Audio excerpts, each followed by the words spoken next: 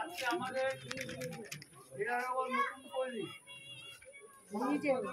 এক জায়গায় হয়েছেন এবং আমাদের বিরানগর নতুন পল্লীর ভূমিপুত্র শ্রী গোপীনাথ জাতি মহাশয় আমাদের পতাকা উত্তোলন করেছেন। আমাকে জানতে হবে এই 15ই আগস্ট স্বাধীনতা দিবস অনেক দেশপ্রেমী তারা বলিদান হয়ে এই স্বাধীনতার মধ্যে এসছেন।